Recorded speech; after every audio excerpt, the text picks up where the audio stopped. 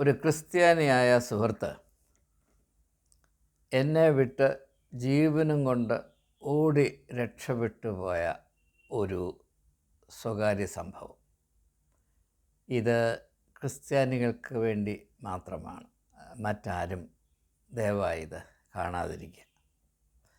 കണ്ടാലും കണ്ടെന്ന് വെളിയിൽ പറയാതിരിക്കുക, അത്രമാത്രം.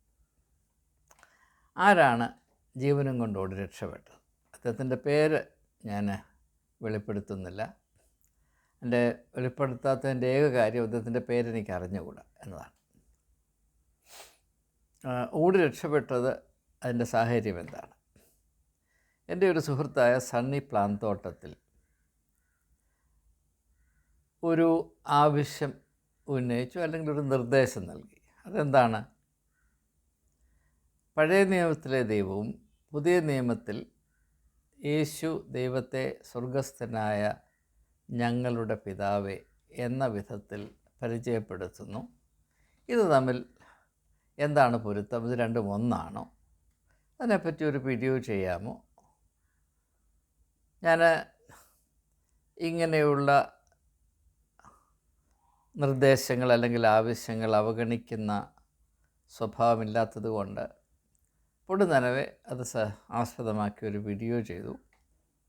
അതിൽ ഞാൻ പറയുന്നത് പഴയ നിയമത്തിൽ കൂടെ നാം പ്രാപിക്കുന്ന ദൈവസങ്കല്പങ്ങൾ യേശു വെളിപ്പെടുത്തുന്ന ദൈവസങ്കല്പങ്ങളുമായി വളരെ വളരെ വളരെ വ്യത്യാസമേറിയതാണ്. അത് ഞാൻ വീണ്ടും ആവർത്തിച്ച് ആ വീഡിയോയിൽ പറഞ്ഞതിനേക്കാൾ കൂടുതൽ ശക്തമായിട്ട് പറയുന്നു, വളരെ വ്യത്യാസമേറിയതാണ്. ഇത് തമ്മിൽ എന്തെങ്കിലും സാമ്യമുണ്ടോ എന്നത് സംശയമാണ്.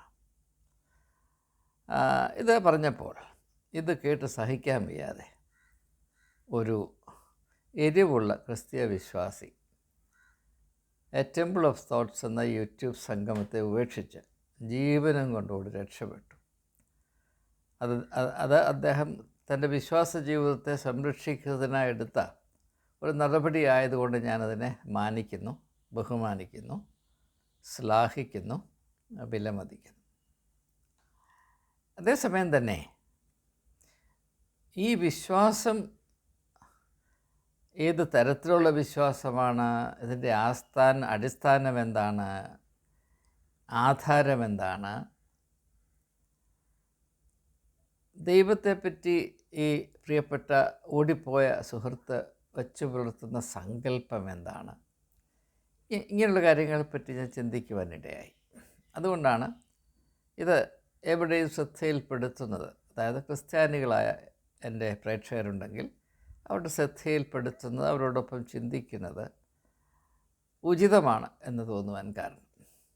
അതുകൊണ്ടാണല്ലോ ഈ വീഡിയോ ചെയ്യാമെന്ന് ഞാൻ വിചാരിച്ചു. ഇവിടെ ഒരു വലിയ വലിയ പ്രശ്നം അടങ്ങിയിട്ടുണ്ട്. അതായത് നമുക്കേവർക്കും നമ്മുടേതായ ദൈവസങ്കല്പങ്ങളുണ്ട്. ദൈവം ഇങ്ങനെയാണ്, അങ്ങനെയാണ്, ദൈവത്തിൻ്റെ സ്വഭാവം അതാണ്, ഇതാണ്, ദൈവത്തെപ്പറ്റി നാം അറിയേണ്ടത് അതാണ്, ഇതാണ്, ഇത് മാത്രമാണ്.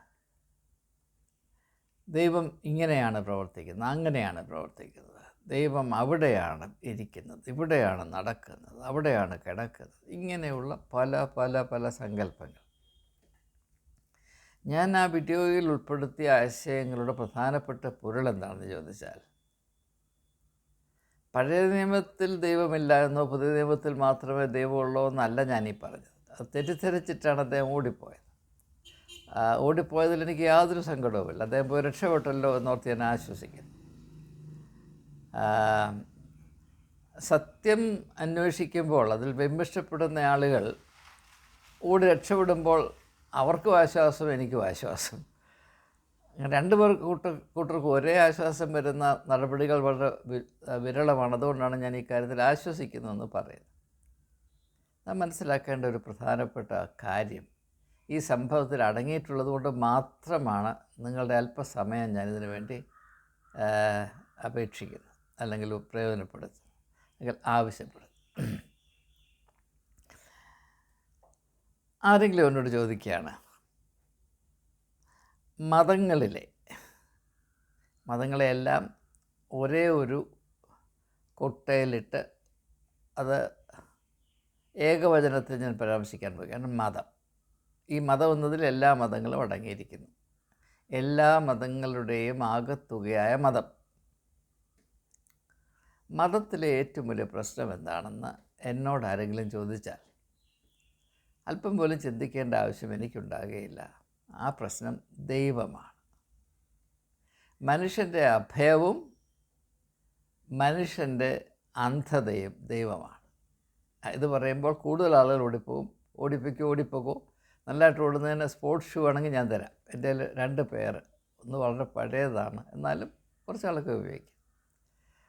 ശീഘ്രത്തിൽ പോകേണ്ടവർക്ക് ഞാൻ എൻ്റെ 2 ഷൂസും തരാം. അപ്പം ദൈവം ഒന്നുപോലെ നമ്മുടെ ഭയവും നമ്മുടെ അന്ധതയുമാണ്.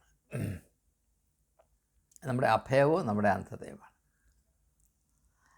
ഇത് പറയാൻ എന്തുകൊണ്ടാണ് ഞാൻ പറയുന്നത് ചോദിച്ചാൽ, ദൈവം എന്ന ഒരു യാഥാർത്ഥ്യമുണ്ട്.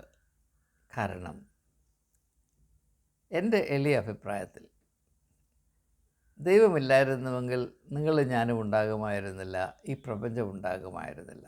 ഞാൻ ദൈവത്തെ സൃഷ്ടികർത്താവായ ദൈവമായിട്ടാണ് ആദ്യമായി അറിയുന്നത്. ആ സൃഷ്ടികർത്താവാണ് എൻ്റെ സ്വർഗസ്ഥനായ പിതാവ് എന്ന ഈ 2 അറിവിൽ കൂടെ അറിവുണ്ടെങ്കിൽ എൻ്റെ മതബോധത്തിൻ്റെ ആകത്തുകയായി. എൻ്റെ മതജീവിതം, എൻ്റെ മത കാഴ്ചപ്പാട് വളരെ ലളിതമാണ്. അതാണ് എൻ്റെ ഒരു വലിയ ആശ്വാസവും സന്തോഷവും. ആരെങ്കിലും ചവച്ചുണ്ടാക്കുന്ന ഈ മതപരമായ തിയറി ചുമന്നുകൊണ്ട് നടക്കേണ്ട ഗതികേട് എനിക്കില്ല. ഞാൻ ചുമട്ട് തൊഴിലാളിയൊന്നുമല്ല. അല്പം ചിന്തിക്കുവാനും മനസ്സിലാക്കുവാനുള്ള കഴിവ് ദൈവദത്തമാണെന്ന് വിശ്വസിച്ച് അതിനെ മാനിച്ച് വിലമതിച്ച് അത് വളർത്തി പ്രയോജനപ്പെടുത്തി അങ്ങനെ ദൈവികമായ കാര്യങ്ങൾ മനസ്സിലാക്കി ജീവിതത്തെ ക്രമീകരിക്കാൻ തത്രപ്പെടുന്ന ഒരു വ്യക്തിയാണ് ഞാൻ. പരിശുദ്ധനോ പ്രവാചകനോ മറുഭാഷക്കാരനോ അത്ഭുതരോഗശാന്തിക്കാരനോ അല്ല. ഹല്ലേലൂയ. അപ്പോൾ നാം ഇവിടെ മനസ്സിലാക്കേണ്ട ഒരു കാര്യം, നാം ദൈവത്തെ സൃഷ്ടികർത്താവായി അറിഞ്ഞാൽ, വിശ്വസിച്ചാൽ, അങ്ങനെ വിശ്വസിക്കുന്നുണ്ടോ ഇല്ലയോ എന്ന് ഓരോരുത്തരും തീരുമാനിക്കേണ്ടതാണ്. വേദപുസ്തകത്തിൽ അങ്ങനെയാണ് ആദ്യം ചിത്രീകരിച്ചിരിക്കുന്നത്. പക്ഷേ വേദപുസ്തകം എന്ന് പറയുന്നെങ്കിലും അതിനകത്തെന്താണ് ഇരിക്കുന്നതിനെപ്പറ്റി നമുക്ക് കാര്യമായ വിവരമൊന്നുമില്ല. അതാണ് സത്യം. പക്ഷേ പഴയ നിയമത്തിലിരിക്കുന്ന ദൈവം മാത്രമാണ് ദൈവം എന്ന് ഞാൻ പറഞ്ഞില്ലെങ്കിൽ കോപിച്ചിറങ്ങിപ്പോകുന്ന ക്രിസ്ത്യാനി. പഴയ നിയമം എന്താണെന്ന് അറിയാനും വയ്യ. അതാണ് അതിനകത്തെ രസം. അതുകൊണ്ടാണ് ഇങ്ങനെ സംഭവിക്കുന്നത്. പോട്ടെ, സാരമില്ല, സന്തോഷം. ഹല്ലേലൂയ. അപ്പോൾ പഴയ നിയമത്തിൽ ഉൽപ്പത്തി പുസ്തകത്തിൽ ആദ്യമായി നാം ദൈവത്തെ ഒന്ന് അനുഭവിക്കുന്നത്, കാണുന്നതെന്ന് ഞാൻ പറഞ്ഞില്ല, അറിയുന്നത് എന്നുപോലും ഞാൻ പറഞ്ഞില്ല. ഞാൻ വാക്കുകൾ വളരെ സൂക്ഷിച്ചാണ്, ഭയന്നാണ്, ബഹുമാനത്തോടെയാണ് പ്രയോഗിക്കുന്നതെന്ന് നിങ്ങൾക്ക് ഇതിനോടൊക്കെ മനസ്സിലായി കാണും. ആദ്യമായി നാം ദൈവത്തെ അനുഭവിക്കുന്നത് സൃഷ്ടികർത്താവായിട്ടാണ്. അതിൻ്റെ അർത്ഥം എന്താണ്? ദൈവം സകലത്തെയും സൃഷ്ടിച്ചു എന്ന് പറയുമ്പോൾ എല്ലാറ്റിലും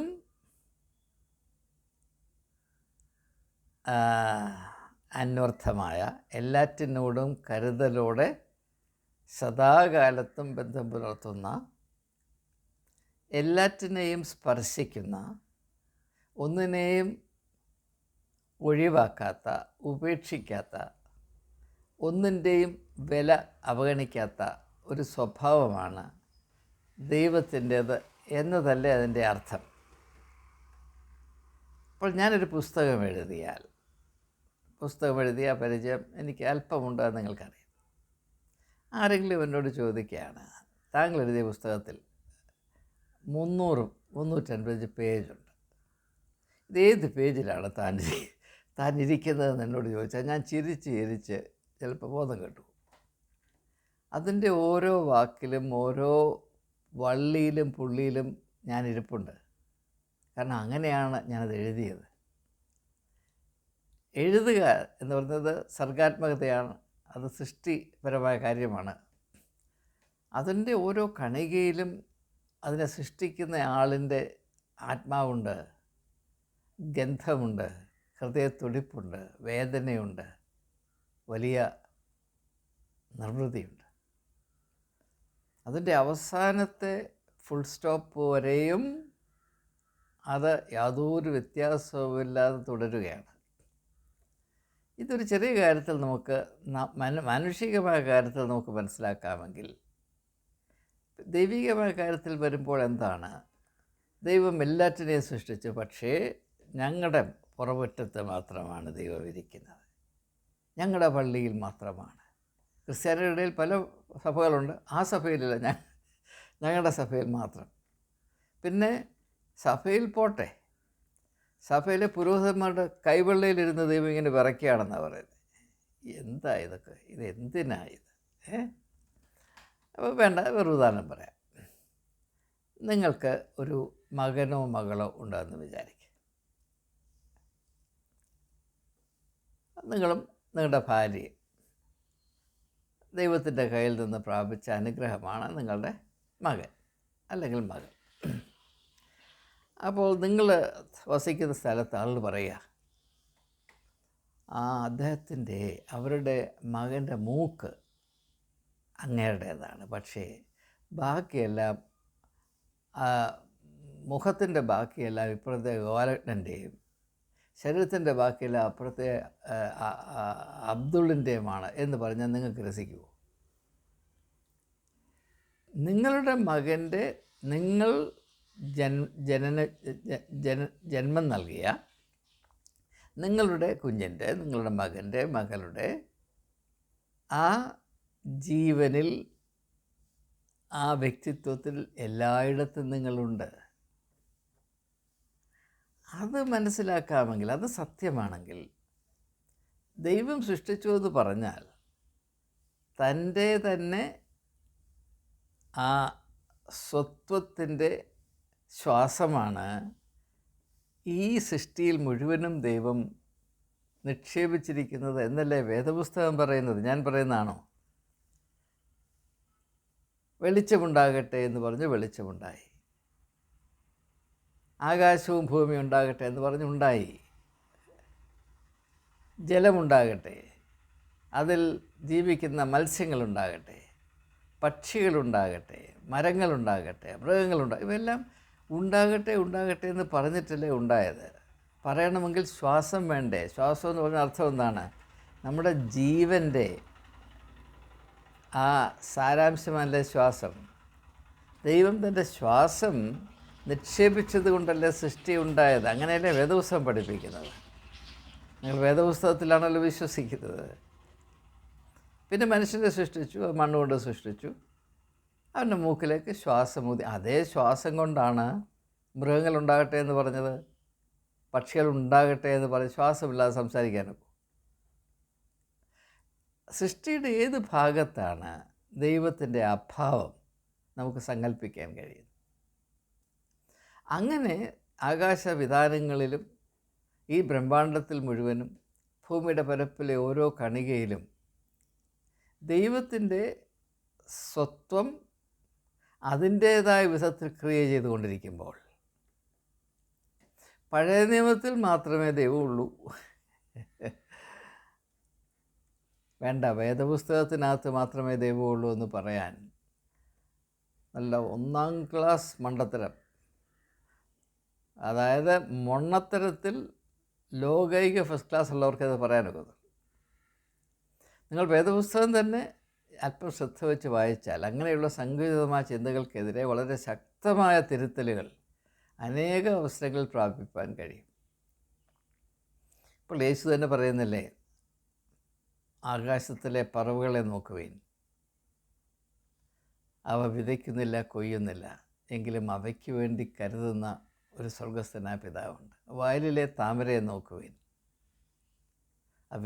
അത് നൂൽക്കുന്നില്ല, നെയ്യുന്നില്ല, എന്നാൽ ശലോമോൻ പോലും അതിനോടൊപ്പം അണിഞ്ഞിരുന്നില്ല. ഇവയിലൊക്കെയും ദൈവസ്നേഹം എപ്പോഴും പ്രവഹിച്ചു കൊണ്ടേയിരിക്കുന്നു.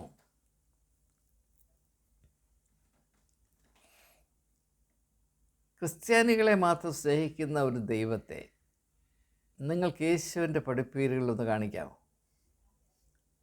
യേശുവിൻ്റെ പഠിപ്പീരിൽ ക്രിസ്ത്യാനി എന്ന വാക്കൊന്ന് കാണിക്കാമോ?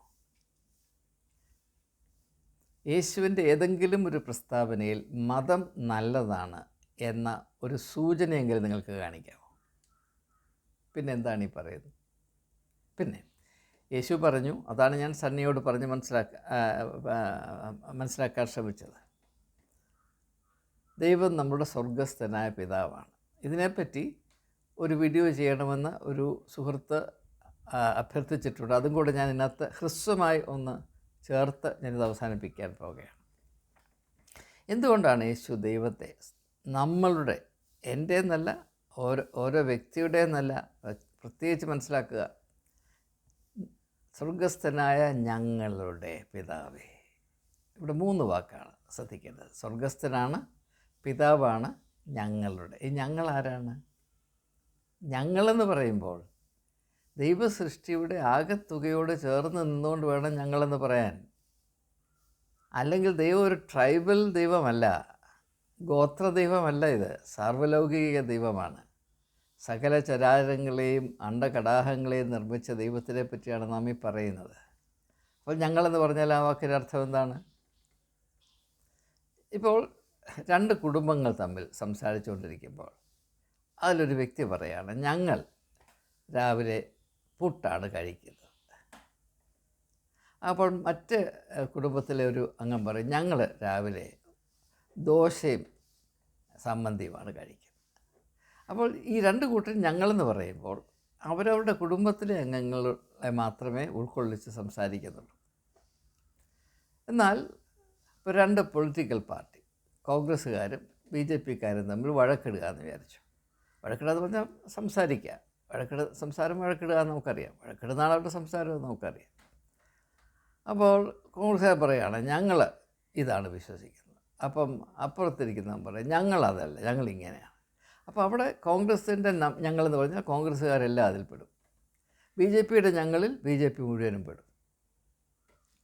വേണ്ട, 2 ഇന്ത്യക്കാരും 2 ഇന്ത്യൻ ഡെലിഗേഷൻ, ഒരു ഇന്ത്യൻ ഡെലിഗേഷനും ഒരു ചൈനീസ് ഡെലിഗേഷനും കൂടെ സംസാരിക്കുകയാണെന്ന് വിചാരിക്കും. 2 അവർ ട്രേഡ് ഡെലിഗേഷൻസാണ്. അവർ ഇങ്ങനെ അതിനെപ്പറ്റിയുള്ള കാര്യങ്ങൾ സംസാരിക്കും. അപ്പം ഇന്ത്യൻ ഡെലിഗേഷനുകൾ പറയാം, ഞങ്ങൾ താല്പര്യപ്പെടുന്നത് ഇങ്ങനെയാണ് എന്ന് പറഞ്ഞാൽ ഇന്ത്യക്കാർ മുഴുവനും അങ്ങനെയാണ്. അല്ലാതെ ആ സംസാരിക്കുന്ന മാർത്തവക്കാരനെങ്കിൽ മാർത്തവക്കാരൻ അങ്ങനെയാണെന്ന് അവിടെ അർത്ഥമില്ല.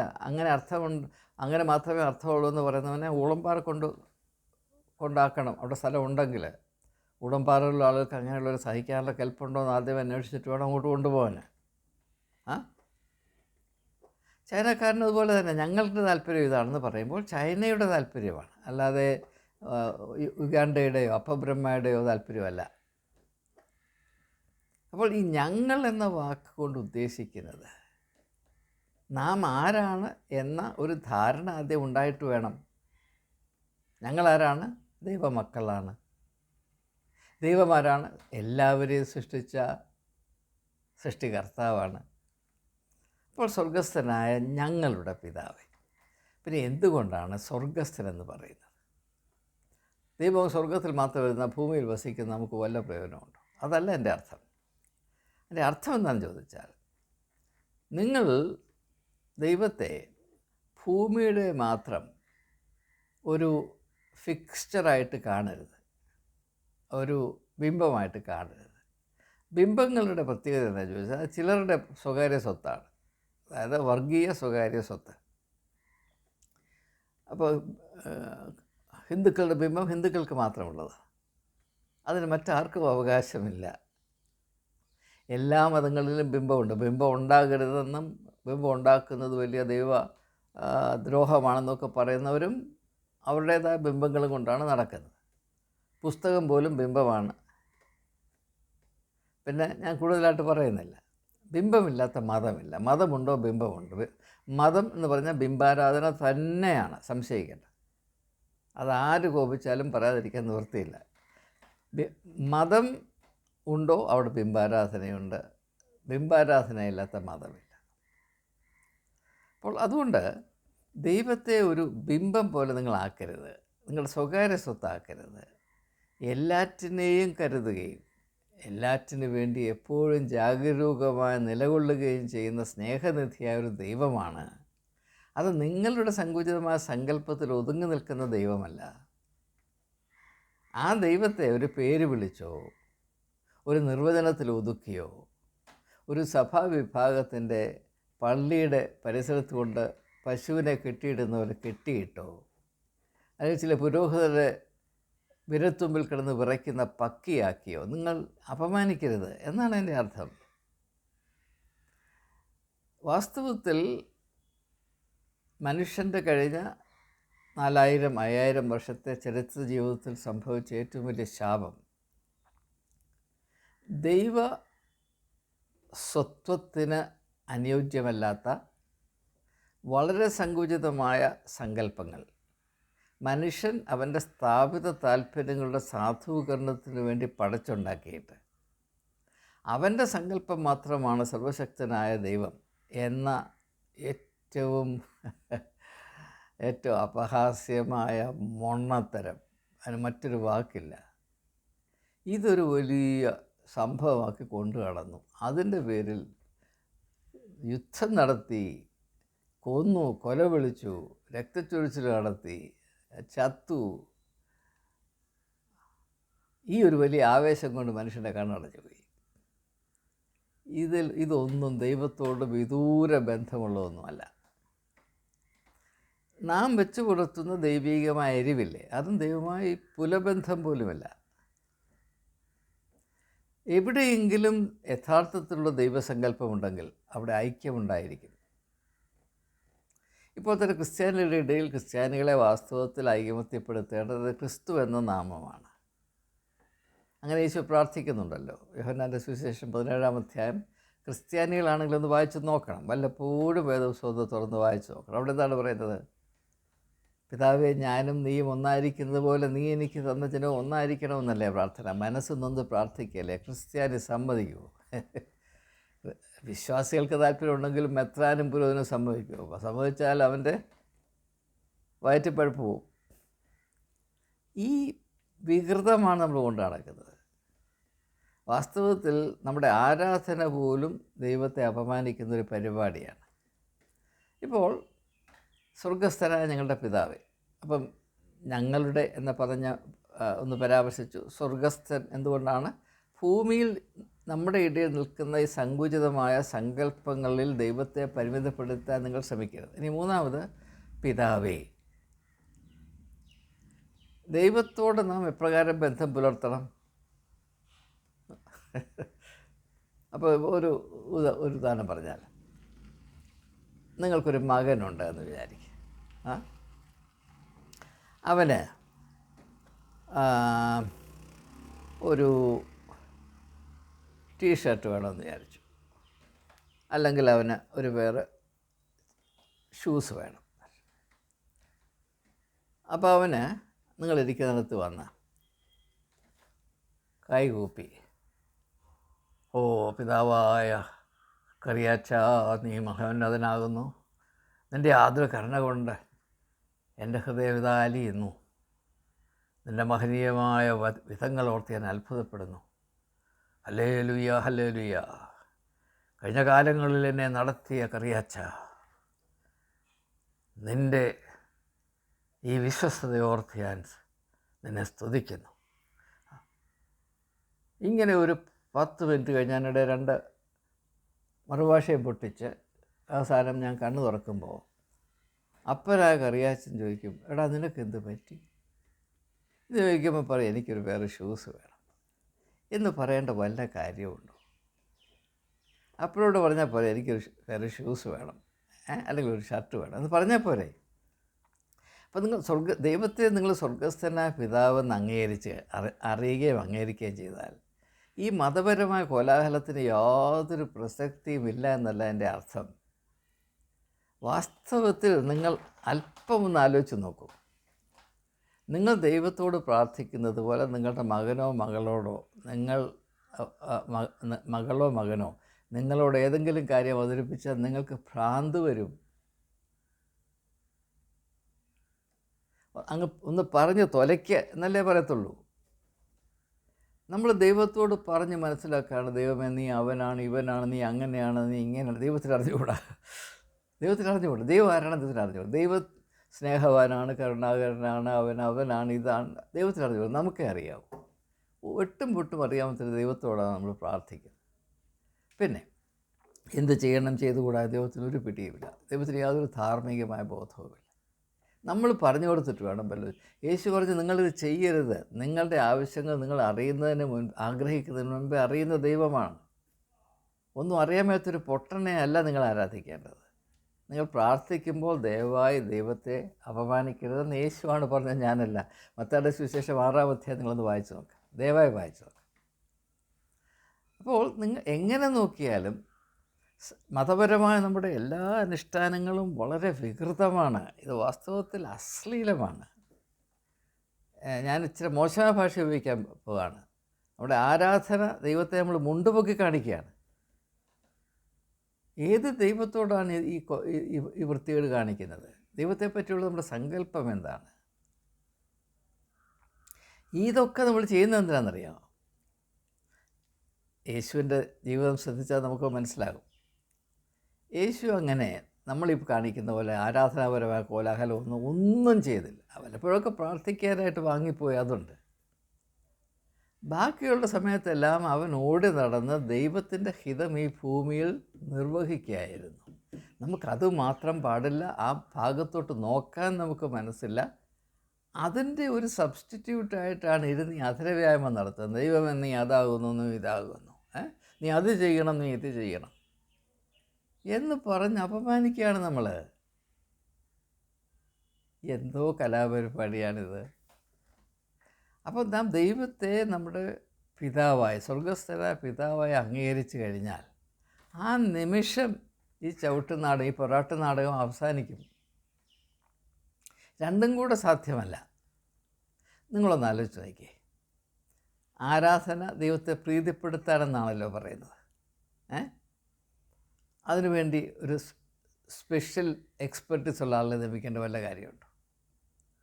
ഇപ്പം ദൈവത്തെ ആരാധിക്കാനായിട്ട് മെത്രാനും പുരോഹിതനും വലിയ കുപ്പായമൊക്കെ ഇട്ട് അതിൻ്റെ പുറത്ത് അത് തുന്നിച്ചേർത്ത് അതിനകത്ത് സ്വർണ്ണ നൂലും വെച്ച് അവിടെ എംബ്രോയ്ഡറി ചെയ്ത് അതിൻ്റെ ഒരു കുപ്പായം ഇടാൻ നല്ല ആരോഗ്യം വേണം. 10 കിലോ ചുമന്നുകൊണ്ട് നടക്കണം. എന്താണ് ദൈവത്തോടൊന്ന് പറയാനാണേ? ദൈവത്തോട് സംസാരിക്കാൻ ഈ യൂണിഫോം ആണോ എന്നാണ് പറയുന്നത്? അയ്യോ അയ്യോ അയ്യോ അയ്യോ, പൊട്ടത്തരത്തിന് ഒരു ലിമിറ്റ് വേണ്ടേ സാറേ? അപ്പം ഇങ്ങനെയുള്ള യേശു ഏത് കുപ്പായവും ഏത് ഈ വലിയ മേലങ്കിയും ഈ റോബും ഓൽബും പിന്നെ സർപ്ലസും പിന്നെ സ്റ്റോളും പിന്നെ തലയിൽ ഈ തൊപ്പിയും കിപ്പിയും. ഒരു മെത്രാൻ്റെ പടം നിങ്ങളെടുത്തൊന്ന് നോക്കണം. ഞാൻ ചില മെത്രാന്മാരുടെ പടം എൻ്റെ ക്യാമറ, എൻ്റെ ഫോണിൻ്റെ ഗാലറി വെച്ചിട്ടുണ്ട്. എന്തറിയാം, തീരെ ബോറടിക്കുമ്പോൾ ഞാനിതെടുത്തത് നോക്കി ചിരിച്ച് എനിക്കിപ്പോൾ 2 മണിക്കൂർ നേരത്തെ എൻ്റർടൈൻമെൻറ്റാണ്. അയ്യോ, ഒരു മനുഷ്യൻ, പ്രത്യേകിച്ച് കേരളത്തിലൊരു മനുഷ്യൻ ഈ ഒരു വസ്ത്രം ഇട്ടുകൊണ്ട് നടക്കാമെന്ന് പറഞ്ഞാൽ അവന് നൊബേൽ സമ്മാനം കൊടുക്കണം. ഇത്രയും ടോർച്ചർ അതിട്ടെങ്കിലേ ദൈവത്തോട് സംസാരിക്കാനൊക്കത്തുള്ളതെന്നാണ് പറയുന്നത്. എന്താ ഇത്? നിങ്ങളൊന്ന് ആലോചിച്ച് നോക്കണം. നമ്മൾ എവിടെ കിടക്കുന്നു? നമ്മൾ ഏത് പടുകുഴിയിൽ കിടക്കും? ഇങ്ങനെ ഈ പരിശീലനം ലഭിച്ച മഹാനാണ്. പഴയ നിയമത്തിൽ നിന്ന് നമ്മൾ പുതിയ നിയമത്തിലേക്ക് വരുമ്പോൾ യേശുവിൻ്റെ ആ ദർശനം നമ്മൾ പരിശോധിച്ചാൽ പഴയ നിയമത്തിലുള്ള ദൈവസങ്കല്പമല്ല പുതിയ നിയമത്തിൽ യേശുവിൽ കൂടെ നാം പ്രാപിക്കുന്നതെന്ന പ്രകടമായ പച്ച പരമാർത്ഥം ഞാൻ പറഞ്ഞപ്പോൾ അത് സഹിക്കാമേ അദ്ദേഹം കണ്ടം വഴി ഓടി രക്ഷപ്പെട്ടു. സന്തോഷം. തിരിച്ചു വരികയരുത്. എവിടെങ്കിലും പോയി രക്ഷപ്പെട്ടുള്ളൂ. അയ്യോ അയ്യോ അയ്യോ, എന്തു ചെയ്യും? ജീവനുണ്ടെന്നൊരു നാമമേ ഉള്ളെന്നിൽ, ജീവനില്ലേ പരന്നേ. അത്രയും മതി. നമസ്കാരം. ഇതിൽ നിന്നൊക്കെ രക്ഷ പ്രാപിപ്പാൻ എൻ്റെ ജനത്തിനിടയാകണമേ ദൈവമേ. അവിടുത്തെ ജനത്തിൻ്റെ ഈ പരിതാപകരമായ അവസ്ഥ അവിടുന്ന് അറിയുന്നുവല്ലോ. അതാണ് എൻ്റെ ആശ്വാസം.